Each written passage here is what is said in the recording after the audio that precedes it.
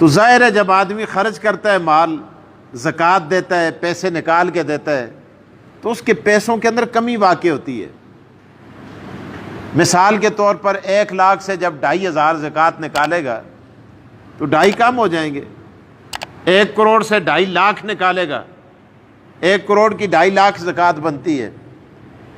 1 ارب سے جب 2.5 کروڑ نکالے گا تو ظاہر ہے کمی تو واقع ہوتی ہے۔ اسی طرح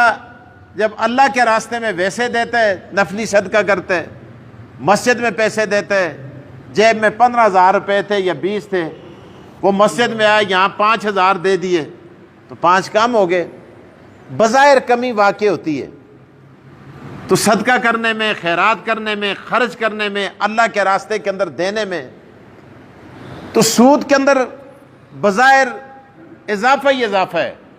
پیسہ ہی پیسہ نظر آتا ہے، فائدہ ہی فائدہ نظر آتا ہے۔ کسی کو اگر قرض بھی دیتا ہے، وہ کہتا ہے یار ٹھیک ہے میں تجھے 1,00,000 روپے قرض دے رہا ہوں، لیکن میں 1,00,000 روپے بھی واپس لوں گا اور 10,000 روپے مہینے کی بھی لوں گا۔ ایسا بھی ہوتا ہے، لوگ اس طرح کرتے ہیں۔ تو یہ ساری چیزیں اللہ پاک نے قرآن کریم کے اندر ان آیات کے اندر بیان کر دی۔ اللہ پاک نے فرمایا تمہیں صدقوں کے اندر بظاہر یہ نظر آتا ہے کہ تمہارا مال کم ہو رہا ہے، حالانکہ حقیقت کے اندر مال کم نہیں ہوتا، بلکہ وہاں مال کے اندر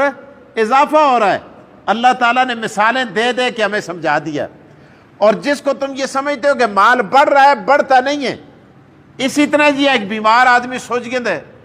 اس طرح تساں کو ٹیڈ بھی بڑا صحیح ہوتا ہے، ڈولے بھی بڑے بڑے نظر آنے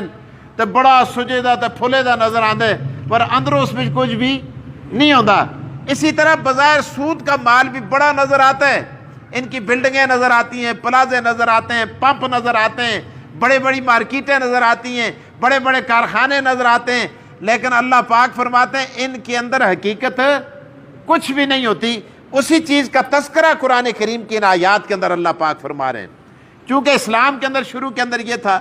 ایک دم جب اسلام آیا تو سود کو حرام نہیں قرار دیا گیا، شراب کو حرام قرار نہیں دیا گیا، آہستہ آہستہ یہ احکامات نازل ہوئے۔ اب دیکھیں قرآن کریم کی آیات کے اندر اللہ پاک نے سب سے پہلی آیتیں جو اتری، اللہ پاک نے ارشاد فرمایا الذین یاکلون الربا،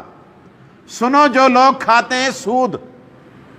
لا یقومون الا کما یقوم الذی یتخبطہ الشیطان من المس۔ پہلی بات تو یہ ہے کہ قیامت کے دن ان لوگوں کا یہ حال ہوگا کہ جس طرح ایک آدمی کو جن آئے ہوئے تھے نا، جنات جس آدمی کے ساتھ چمٹ جاتے ہیں تو اس آدمی کا ذہن کام نہیں کرتا، جس آدمی کو جنات لگے ہوئے ہوتے ہیں۔ تو یہ بھی جب اللہ کی عدالت میں پیش ہوگا تو اس کی حالت بھی یہی ہوگی، پاگلوں جیسا ہوگا۔ آج بھی آپ دیکھیں خدا سنتے قیامتی دا ذکر کیتا ہے، ورے اساں ہون بھی دیکھے کہ جڑے لوگ سودا دا کام کر دیں، مرنا کو لو پہلے خدا انہوں کو چلے کر چھوڑ دے، ان کا دماغ کام نہیں کرتا، بالکل پاگل ہو جاتے ہیں۔ اور اس کی وجہ یہ ہے کہ قرآن کریم نے یہ کہہ دیا کہ جب اللہ کی عدالت میں پیش ہونے لگیں گے تو پیش ہونے سے پہلے ان کا دماغ کام نہیں کرے گا، فرمایا وہ پاگل ہو جائیں گے، اور یہ آثار دنیا میں ان پر نمایاں ہونے شروع ہو جاتے ہیں۔ اللہ کما یقوم الذی، مگر اس شخص کی طرح جو کھڑا ہوتا ہے اس حالت میں، یتخبطہ الشیطان من المس، کہ جس کو شیطانوں نے چمٹ کر مس کر کے ان کو بدحواس کر دیا۔ ذالک بانہم، یہ اس لیے ہے کہ وہ کہا کرتے تھے انما البیع مثل الربا، یہ تو جی کاروبار ہے، آج بھی سودی یہ آخدن، اور جی ایک کاروبار ہے، یہ منافع ہے، یہ پرافٹ ہے، اس کو سودا دا نا کہندی ہی نہیں۔ اور پرافٹ کتنا ہو سی، منافع کتنا ہو سی، اس کو سود کہا ہی نہیں جاتا، کیونکہ سود چونکہ یہ اصطلاح بدنام ہے نا، تو اس کو دوسرا رنگ دے کر، پرافٹ کا نام دے کر، اس کو منافع کا نام دے کر، اس کو اور کئی ناموں سے یاد کیا جاتا ہے، اور پھر معاشرے کے اندر اسے پھیلایا جا رہا ہے۔ تو بہرحال وہ بھی یہ کہا کرتے تھے انما البیع مثل الربا، یہ بیع تجارت جو ہے یہ بھی تو سود ہے،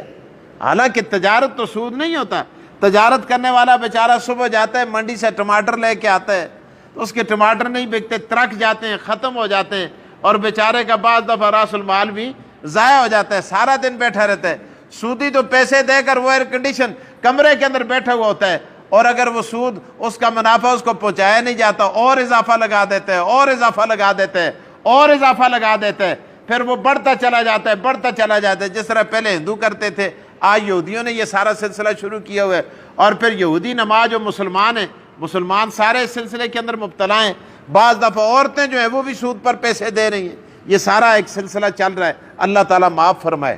تو بہرحال قرآن کریم نے یہ ارشاد فرمایا انما البیع وحل اللہ البیع وحرم الربا، اور حال یہ کہ جی تجارت حلال ہے اور سود حرام ہے، یہ کیسے ہو سکتا ہے؟ اس زمانے میں بھی لوگوں نے یہ اعتراض کیا تھا جب قرآن کریم کے اندر یہ احکامات نازل ہوئے۔ تو بہرحال علماء کرام نے لکھا ہے کہ یہ اتنی بری چیز ہے، اتنی بری چیز ہے، فمن جاءہ موعظۃ من ربہ فانتہی فلہ ما سلف۔ اب تو احکامات آ گئے نا، اللہ پاک فرماتے ہیں جس آدمی نے بچا لیا، جو ہو چکا اس کے بارے میں اللہ نہیں پوچھے گا، کیونکہ پہلے تو یہ سلسلہ تھا ہی نہیں نا، اللہ نے احکامات ہی نازل نہیں کیے۔ جس نے زمانہ جہالت میں شراب پی لی اب وہ توبہ کرتا ہے، زمانہ جہالت میں سود کھا لیا اب وہ توبہ کرتا ہے، زمانہ جہالت میں شرک کیا اب وہ توبہ کرتا ہے۔ اللہ پاک فرماتے ہیں جو ہو چکا سو ہو چکا، لیکن اب وَأَمْرُهُ إِلَى اللَّهِ، ان کا معاملہ کس کے ساتھ ہے؟ اللہ کے ساتھ۔ حضور علیہ الصلوۃ والسلام کے چچا بڑے امیر تھے، حضرت عبداللہ ابن عباس، حضرت عباس رضی اللہ، عبداللہ نا، حضرت عباس رضی اللہ تعالیٰ عنہ، ان کے بڑے پیسے لوگوں کے پاس گئے ہوئے تھے، تو حضور علیہ الصلوۃ والسلام کے پاس آئے، آ کے عرض کیا یا رسول اللہ میں نے تو بڑے پیسے لوگوں کو دیے ہوئے ہیں، اتنا منافع فلاں سے لینا ہے، اتنا فلاں سے لینا ہے، اتنا فلاں سے لینا ہے۔ حضور علیہ الصلوۃ والسلام نے فرمایا، نبی علیہ السلام آخے کدے مکو آخیں تو میں اعلان کر کے نا کدے تو آپ اعلان نہ کردا، یا رسول اللہ جہاں تستا دلہ پہ چاندہ اعلان۔ حضور علیہ السلام نے فرمایا لوگو میں اپنے چچے کی طرف سے یہ اعلان کرتا ہوں کہ بھائی اس کا راس المال واپس کر دو، سود تمہیں معاف ہو گیا، جو منافع تھا تمہیں معاف ہو گیا، صرف راس المال واپس کر دو۔ تو لوگوں نے کہا جی فلانا جی کرتا رہے جی، فلانا جی کرتا سا، فلانا جی کرتا سا، فلانا نے ایک آدمی جی، اللہ پاک نے ارشاد فرمایا فانتہی فلہ ما سلف، فرمایا وَأَمْرُهُ إِلَى اللَّهِ، ان کا معاملہ کس کے ساتھ ہے؟ اللہ کے ساتھ، اللہ نے وہ معاف کر دیا ان کو۔ وَمَنْ عَادَ فَأُولَٰئِكَ أَصْحَابُ النَّارِ، اب ان احکامات کے آنے کے بعد بھی اگر کوئی آدمی دوبارہ اپنے آپ کو سود کے اندر مبتلا کرے گا، فرمایا وہ دوزخی ہوگا، ہم فیہا خالدون، اور وہ اس کے اندر ہمیشہ ہمیشہ رہیں گے۔ نبی علیہ الصلوۃ والسلام کا ارشاد ہے، حضور علیہ الصلوۃ والسلام نے ارشاد فرمایا سود کے 70 درجے ہیں، اور سب سے ادنا درجہ یہ ہے کہ اپنی والدہ کے ساتھ منہ کالا کرنے کے برابر ہے۔ اللہ تعالیٰ معاف فرمائے۔